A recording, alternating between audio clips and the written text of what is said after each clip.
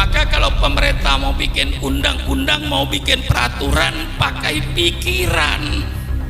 Siapa yang akan melaksanakan peraturan ini? Siapa yang melaksanakan undang-undang ini? Kau jangan bikin undang-undang peraturan semau-maunya. Pikirkan dulu, siapa yang akan melaksanakan peraturan yang kau bikin ini? Yang akan melaksanakan 90% beragama Islam. Jangan Anda bikin peraturan pemerintah yang bertentangan dengan Al-Quran dan Sunnah Nabi. Persilakan Anda bikin peraturan. Kalau peraturan itu jelas-jelas bertentangan dengan Quran dan Sunnah Rasulullah, umat Islam siap untuk tidak mengerjakan. Belanda yang melarang kiai bicara politik, maka saatnya para ulama, saatnya para habaib untuk bicara politik. Selamatkan NKRI ini, selamatkan Indonesia ini, selamatkan negara Republik Indonesia ini, supaya ulama kalau sayang negara, ulama bicaralah soal politik. Subhanallah walhamdulillah wa la ilaha illallah. 100% yang saya sampaikan tadi kepada wali kota dan bapak polisi, apa saya katakan kepada beliau tadi itu persis 100%. Pidato beliau terakhir itu saya katakan, pemerintah sadarlah bahwa Indonesia ini bukan negara Islam, tapi kebetulan Indonesia ini 90% rakyatnya beragama Islam. Maka kalau pemerintah mau bikin undang-undang, mau bikin peraturan, pakai pikiran. Siapa yang akan melaksanakan peraturan ini? Siapa yang melaksanakan undang-undang ini? Kau jangan bikin undang-undang peraturan semau-maunya. Pikirkan dulu, siapa yang akan melaksanakan peraturan yang kau bikin ini? Yang akan melaksanakan 90% beragama Islam.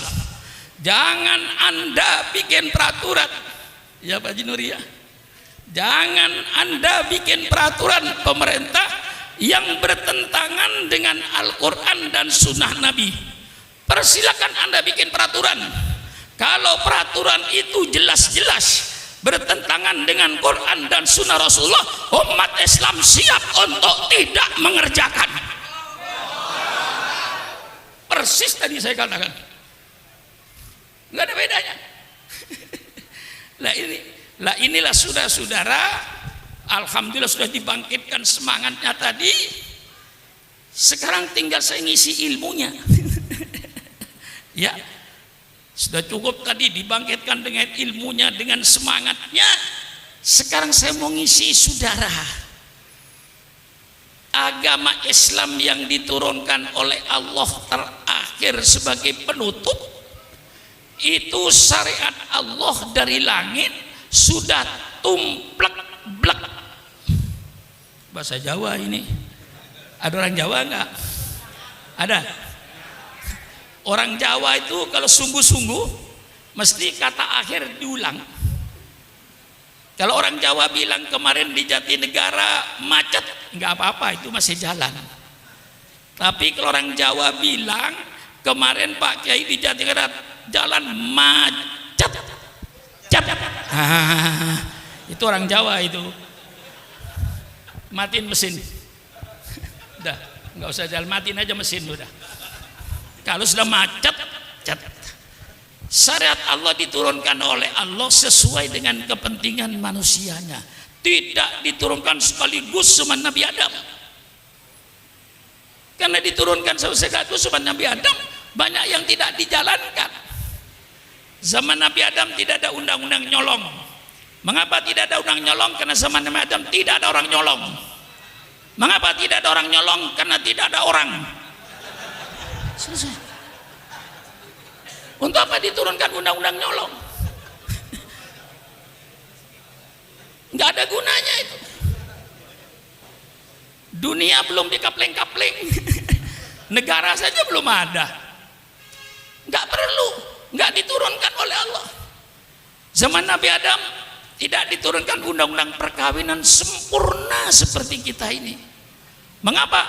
Karena zaman Nabi Adam tidak ada orang kawin. Mengapa tidak ada orang kawin? Ya tidak ada orang. Siapa mau jadi besan? Cukup Allah kasih kemurahan. Kakak kandung kawin dengan adik kandung, adik kandung. Kalau sekarang di Jatinegara ada orang mau kawin dengan adik kandungnya sendiri, itu anak salah lahir. Mestinya lahirnya zaman Nabi Adam. Datang Nabi Nuh sempurnakan, datang Nabi Ibrahim sempurnakan, datang Nabi Musa sempurnakan, datang Nabi Isa sempurnakan dengan kitab Injilnya. Datang Nabi Muhammad, semua kitab ditarik oleh Allah. Maka semua kitab ini sebenarnya menurut Al-Quran sudah tidak ada di permukaan bumi. Yang asli menurut Islam, Injil yang asli, yang firman Allah kepada Nabi Isa, bukan perkataan Nabi Isa. Itu kitab Injil. Kitab Taurat itu perkataan firman Allah kepada Nabi Musa, dan bukan perkataan Nabi Musa sebagaimana Al-Quran. Al-Quran diturunkan sempurna, semua syarat Allah tumplak blek, tumplak blek, gak ada sisanya lagi sudah. Sehingga Islam diturunkan mengatur segala-galanya. Orang yang berkata, kalau boleh saya katakan kaum sekuler, yang mengatakan bahwa agama tidak mengatur kehidupan manusia sehari-hari, sehingga agama dipisahkan dengan kehidupan manusia sehari-hari, itu menunjukkan orang itu orang yang tidak mengerti Islam. Kalau dia mengerti Islam dan mengerti syariat Islam, tidak mungkin dia berfaham sekularisme, karena Islam mengatur segala-galanya, mengatur rumah tangga. Mengapa Islam mengatur rumah tangga? Jawabannya gampang. Supaya yang namanya suami, yang namanya istri, yang namanya anak mempunyai akhlakul karimah. Maka Islam bicara rumah tangga, bagaimana kewajiban suami, kewajiban istri untuk membentuk anggota rumah tangga berakhlakul karimah. Innama bu'itsu liutammima makarimal akhlak. Allah berbicara soal bermasyarakat, bagaimana kita bertetangga, bermasyarakat supaya rukun, supaya damai. Kembalikan kepada ajaran Islam, mesti rukun, mesti damai. Tetangga dengan tetangga mempunyai akhlakul karimah. Man kana yu'minu billahi wal yaumil akhir falyukim jarahu. Subhanallah. Mengapa Islam bicara soal bermasyarakat? Supaya anggota masyarakat itu bermoral, berakhlak. Islam berbicara soal pertanian. Mengapa Islam bicara soal pertanian? Supaya petani-petani itu berakhlak Islam. Jangan ngambil tanah orang walaupun satu jengkal, akan dikalungkan api neraka. Tanamlah tanah yang milikmu, jangan sampai menanam tanah milik orang lain. Nanti setelah panen apa kewajibannya? Lihat fakir miskin. Itulah sebabnya Islam bicara soal pertanian, supaya petani-petani itu berakhlak, bermoral. Mengapa Islam bicara ekonomi? Bicara soal jual beli, bicara soal koperasi. Siapa bilang Islam tidak bicara soal ekonomi? Orang yang berkata Islam tidak bicara ekonomi, itu orang yang bodoh, tidak tahu syariat Islam. Kalau dia baca Fathul Qorib, dia baca Fathul Mu'in, ada babul bai', bab tentang jual beli. Ahallallahul bai'a wa harramar riba. Ini ekonomi. Ar-rasi wal murtasi finnar. Orang yang menyuap dan yang terima suap di neraka. La ta'kulu amwalakum bainakum bil batil. Jangan kau makan harta orang lain dengan cara yang batil. ngurangin timbangan dan seterusnya. Islam mengatur ekonomi sampai cara mesen barang. Islam mengatur menurut sunnah Rasulullah bagaimana cara mesen barang, bagaimana berkooperasi. Islam mengatur bagaimana cara penanaman modal yang dikenal dalam hukum fikih babul qirot. Ada yang membaca babul qirot, persilakan. Bagaimana investasi dalam Islam. Islam berbicara sampai mendetil bagaimana memesan barang. Ya guys, sekarang ada online, ada syarat-syaratnya, memesan namanya babus salam. Bagaimana kita memesan barang, syaratnya bagaimana, pembayarannya bagaimana. Persilakan baca Fathul Qarib, Fathul Muin. Jadi kalau ada tokoh Islam berkata bahwa Islam tidak mengatur kehidupan manusia sehari-hari, itu keluar dari orang-orang yang bodoh dan tidak mengerti syariat Islam. Paham? Paham? Mestinya saya sudah tidak pidato begini. Dulu 40 tahun yang lalu saya begitu pidato begini. Tapi kalau sudah Islam dikutik-kutik, saya katakan jangan membangunkan macan tidur. Saya sudah tidur sebenarnya karena tua. Tapi jangan coba-coba Islam itu dipermainkan. Syukur akan tampil sebagaimana dulu ketika umur 20 tahun, 30 tahun. Tangan saya masih mampu untuk nonjok-nonjok. Kalau ini sudah menyangkut soal Islam.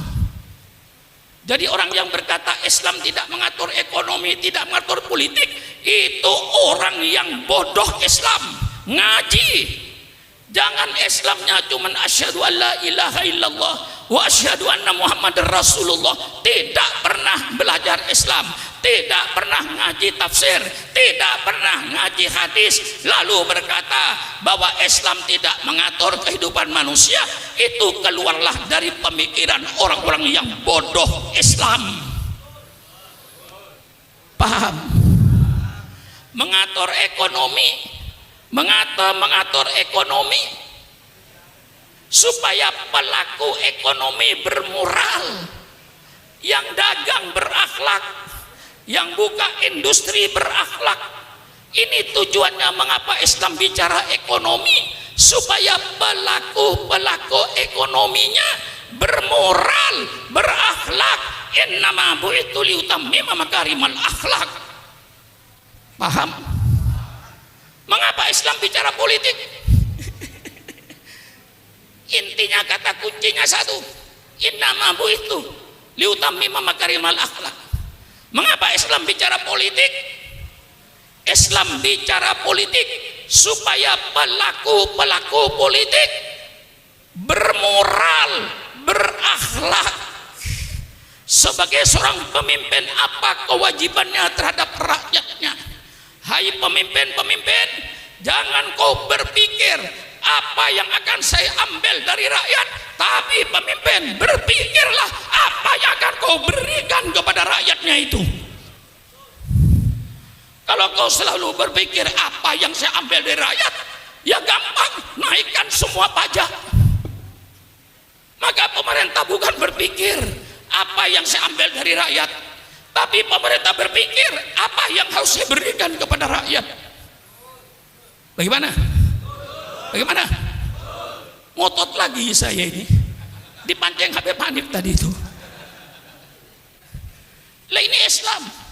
Siapa bilang Islam tidak bicara politik?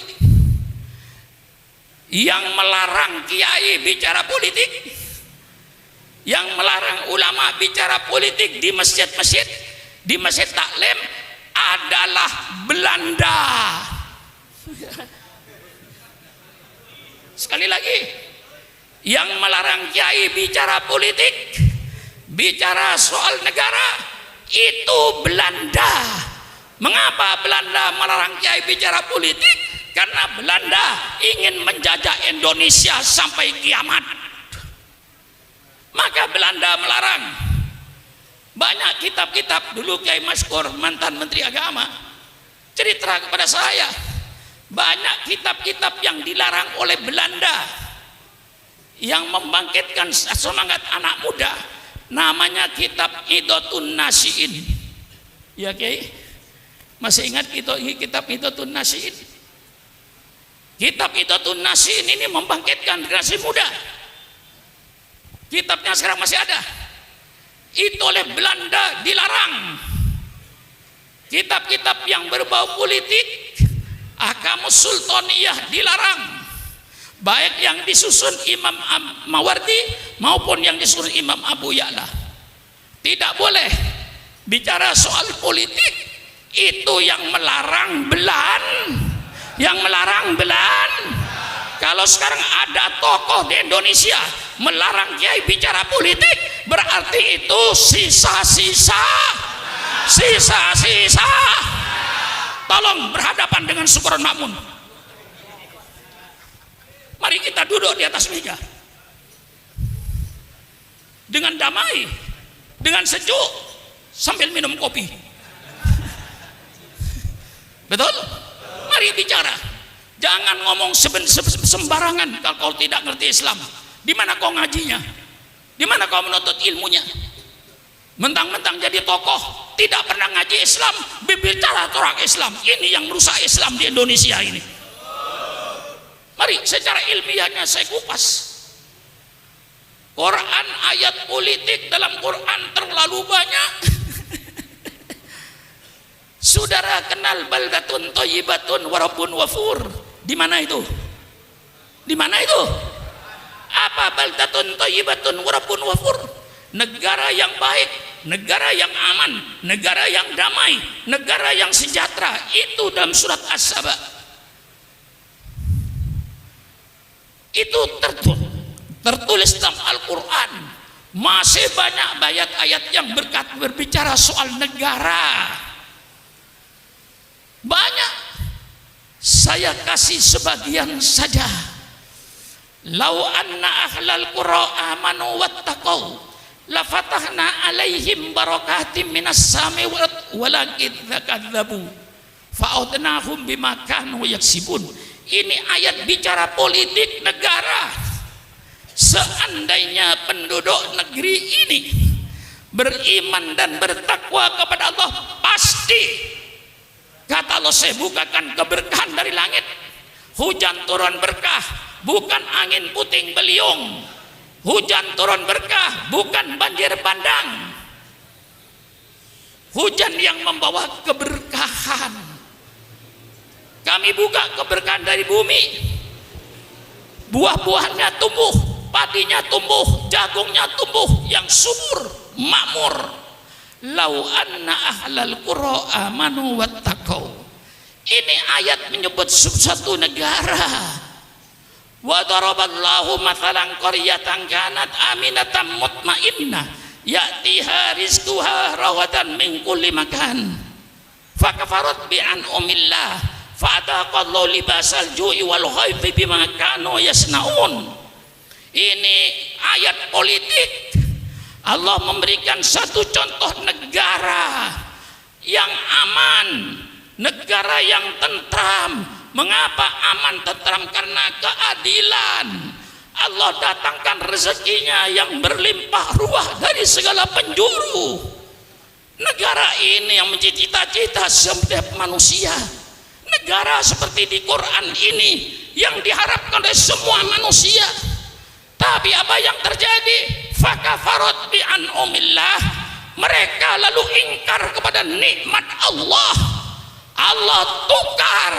Fa'adaqahul libasal ju'i wal khawfi bima kanu yasnaun. Allah tukar rezeki yang berlimpah ruah dengan kelaparan. Berapa banyaknya bangsa Indonesia sedang lapar hari ini? Subhanallah, subhanallah. Allah tukar keamanan dan ketenangan dengan kegelisahan. Lihat sekarang ini di Irian, di mana-mana tempat. Subhanallah, subhanallah. Allah bicara negara, malah Allah menceritakan lagi Bagaimana Allah cara menghancurkan suatu negara? Ini terperinci dalam Al-Quran. Dalam Al-Quran terperinci. Idza aradna an nuhlika qaryatan amarna mutrafiha fafasaku fiha faqqa alaihil qawlu fadammarnaha tadmira. Kalau Allah ingin menghancurkan suatu negara, apa yang Allah jadikan? Allah perintahkan orang-orang yang bergelimang dalam kenikmatan untuk taat kepada Allah, tapi mereka tidak taat kepada Allah. Orang-orang kayanya yang bergelimang dengan kenikmatan itu, mereka main perempuan, main judi, mabuk-mabukan, segala larangan Allah. Itulah Allah hancurkan negeri itu kalau ini sudah terjadi. Ada yang membaca tafsir itu bukan amarna, dibaca amarna. Kalau Allah ingin menghancurkan suatu negara, maka Allah jadikan pemimpin negaranya itu orang-orang yang bergelimang dalam kemewahan. Karena mereka sudah bergelimang dalam kemewahan, dengan makan duit rakyat, dia lupa kepada rakyatnya. Dia kerjakan kedoliman, dia kerjakan ketidakadilan. Disitulah Allah hancurkan negeri itu. Bagaimana? Ini nyumbang atau menduskan Habib Hamid pada saya ini. Ya karena saya orang tua, maka diletakkan belakang itu benar itu. Persilakan Kiai bicara, segala macam bicara bebas. Syukur Mamun suruh terakhir mesti nyambung. Kayak asli pidato, saya belakangan nyambung. Setiap kiai pidato saya belakangan nyambung. Tinggal nerusin aja. Maklum umurnya 81 tahun. Ya, bicara 8 apa? Saya ini pidato Habib Hanif sudah 53 tahun. Saya pidato sejak zaman Bung Karno. Saya sudah pidato melawan Bung Karno. Mestinya orang Betawi itu secara psikologisnya sudah bosan melihat saya. Mestinya bosan Anda. Masa lihat muka saya 53 tahun, mendengar suara saya mulai saudara di ibtidaiyah, mulai di sanawiyah, sampai sekarang jadi kiai. Insya Allah Kiai Munawir asli itu mendengar pidato saya barangkali di sanawiyah waktu itu, mendengar pidato saya, mestinya Kiai sudah bosan mendengar suara saya ini. 52 tahun 36 tahun suaranya itu aja, mukanya itu aja. Bosan enggak? Bosan enggak? Mengapa tidak bosan? Saya memberikan ini bahwa Islam itu bicara politik. Belanda yang melarang kiai bicara politik, maka saatnya para ulama, saatnya para habaib untuk bicara politik. Selamatkan NKRI ini, selamatkan Indonesia ini, selamatkan negara Republik Indonesia ini, supaya ulama kalau sayang negara, ulama bicaralah soal politik di masjid-masjid dengan syarat politik Al-Quran yang santun dan sopan, politik sunnah Rasulullah, politik yang santun dan sopan, bukan politik seperti sekarang ini yang penuh dengan hoak, penuh kebohongan, penuh ketidakadilan. Mari kita bikin politik yang sopan, politik yang santun, kembali politik yang sopan, politiknya Al-Qur'an.